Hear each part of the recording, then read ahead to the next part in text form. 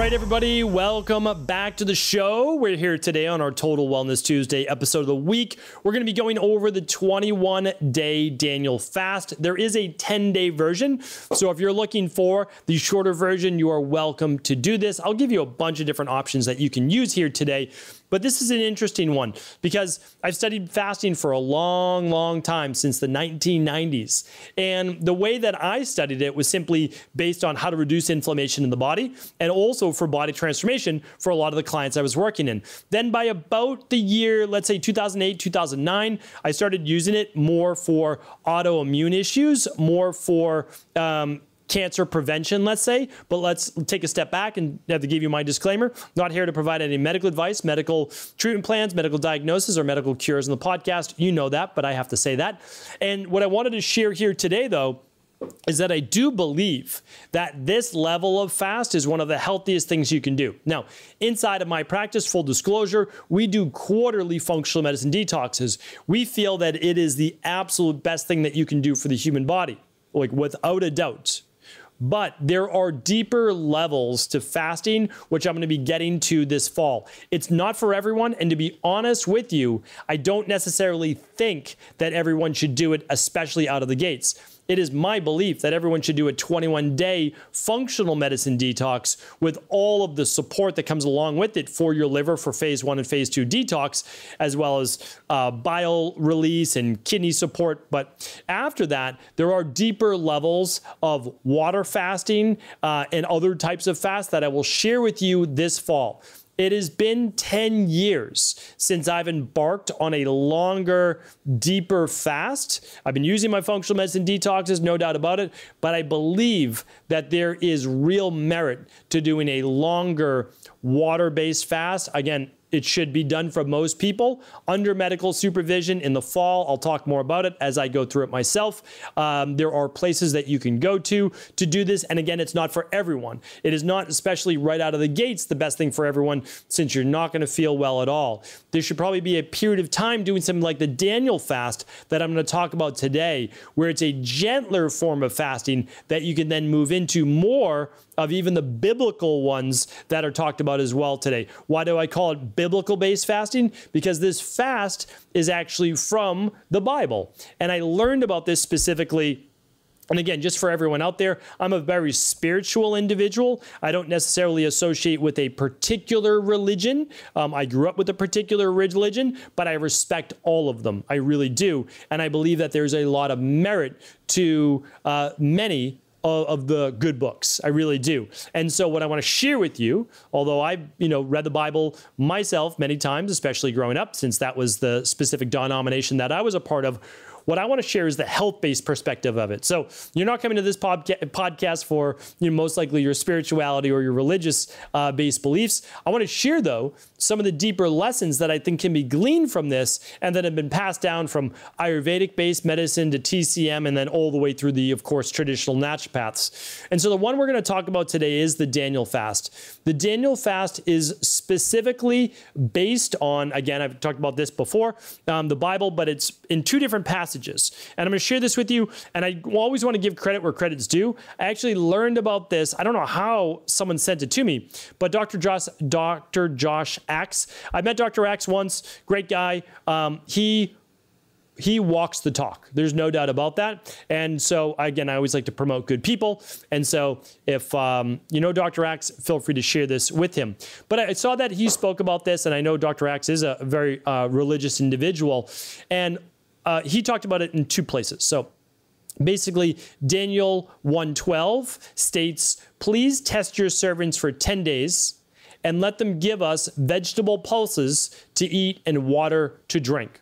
The second one was in Daniel 10:2-3, which says, "In those days I, Daniel, was mourning 3 full weeks. I ate no pleasant food, no meat or wine came into my mouth, nor did I anoint myself at all till 3 whole weeks were fulfilled." And it goes a little bit deeper into it, and I'm going to take you now through what the Daniel fast is.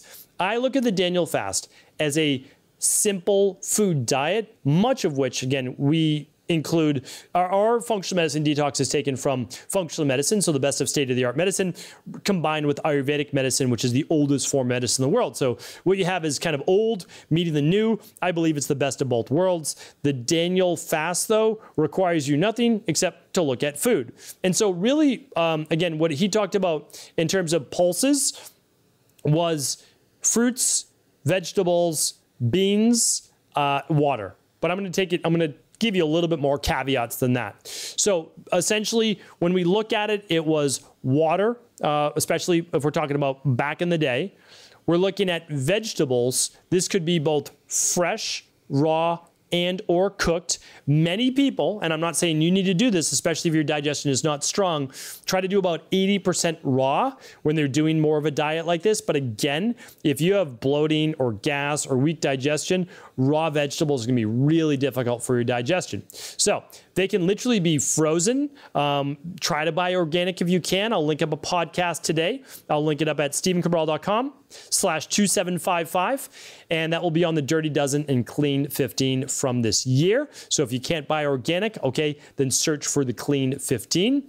And again, fresh, frozen is okay. We just don't want canned, because canned oftentimes contains a lot of preservatives and the food is fairly old, okay? So it's not always old, I shouldn't say that, but it can be, right? It's canned to preserve it. So we want to look at that.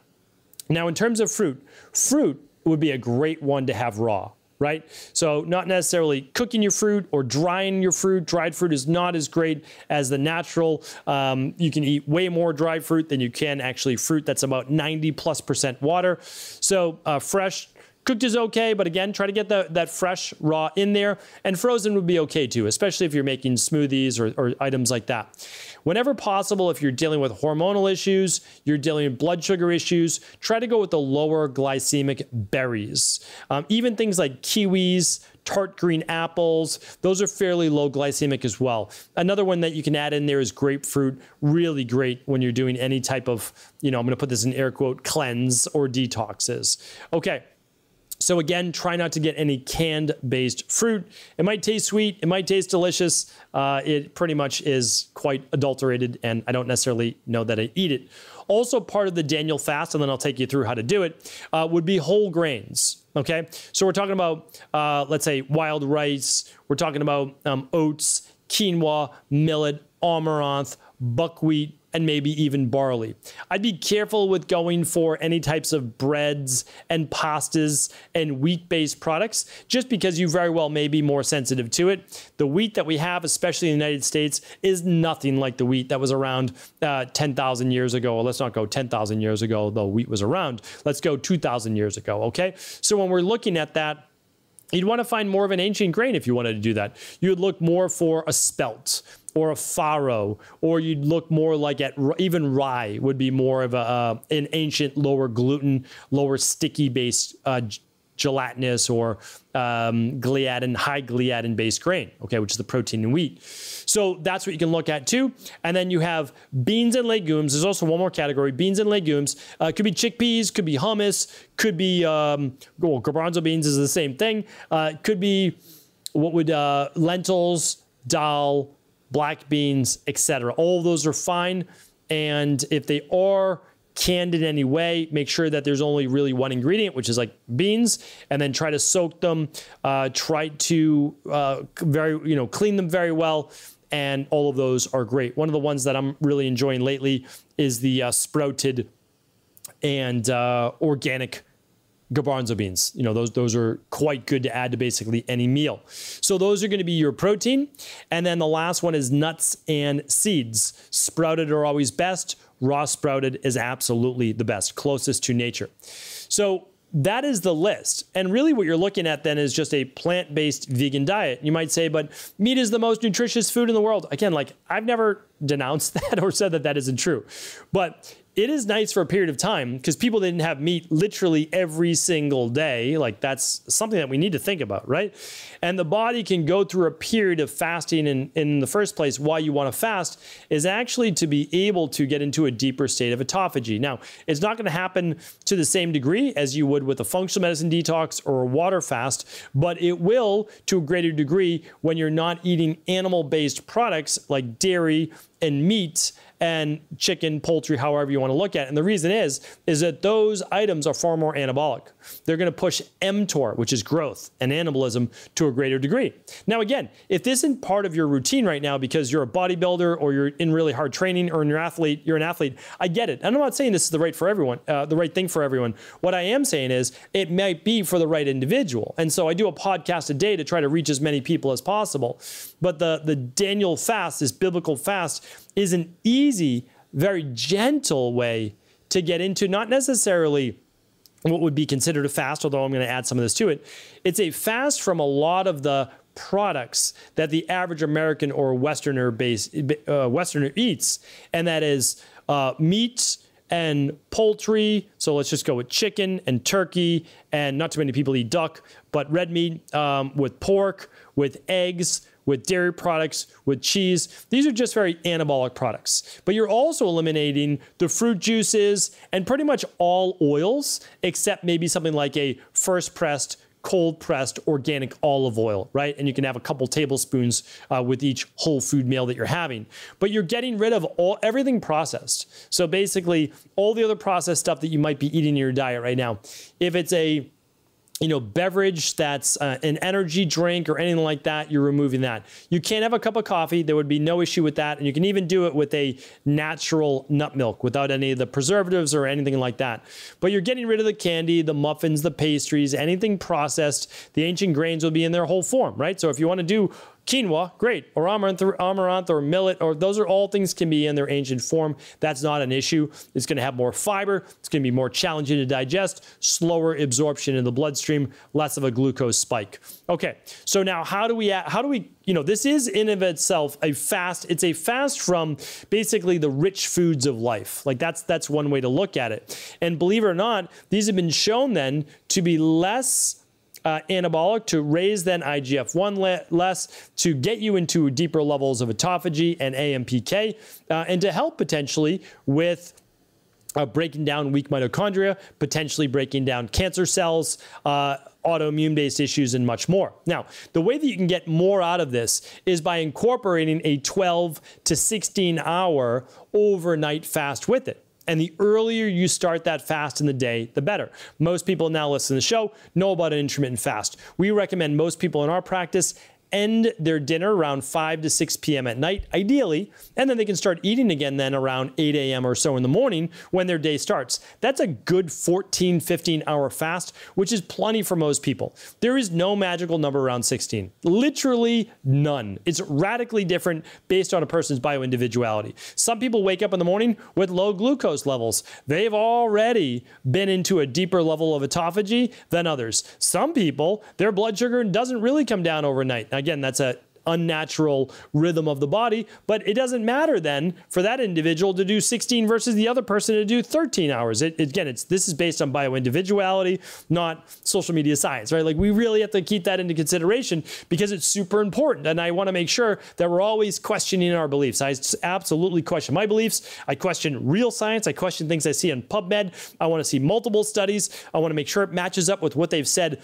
thousands of years ago in Ayurvedic medicine. And when everything comes together, I say, yeah, this is most likely true. Let's keep our mind open. But this right here, this is the sweet spot. That's the overlap, as I call it. Okay, so again, fasting, let's just say 6 p.m. at night, that's doable for most people, to 8 a.m. in the morning. All right, that's 14 hours. Like most people can do that. I understand not everybody. I get it. Totally understand. But then after that, we start to then incorporate this diet. And it's just 3 meals. Like it's literally 3 meals. So you can do a breakfast, a lunch, and dinner. I'm just giving you a sample, 8 a.m., 12 p.m. and then 5 p.m. That's it. Like those are your 3 meals. For breakfast, it might be your, let's say, fresh fruit and oatmeal. Again, I'm not saying that this has to be the ideal diet for you. You might exclude grains, totally fine.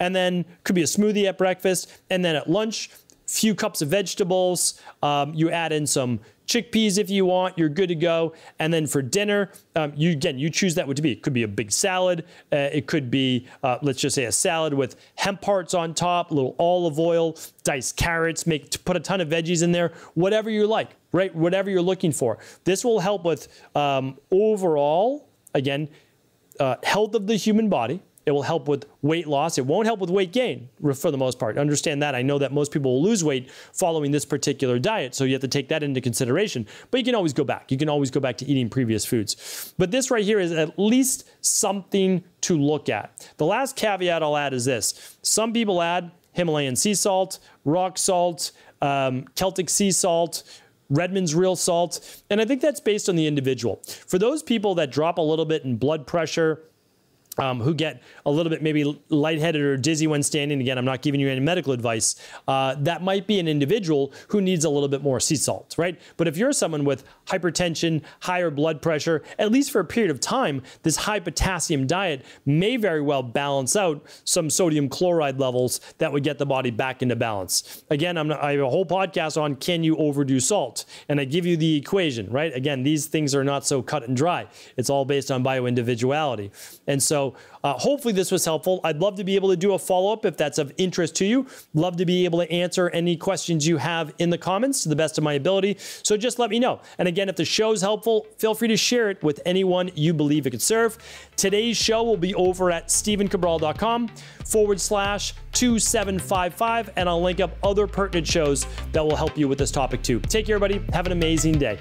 Thanks so much for tuning into today's show. Before you go, don't forget to hit that subscribe button. I want to make sure that you're getting our daily content, not missing out on anything functional medicine, wellness, weight gain, weight loss, anti-aging, living longer, stronger, and all of the most cutting-edge research. And if there's any topics you want to hear, feel free to leave them in the comments below. Take care.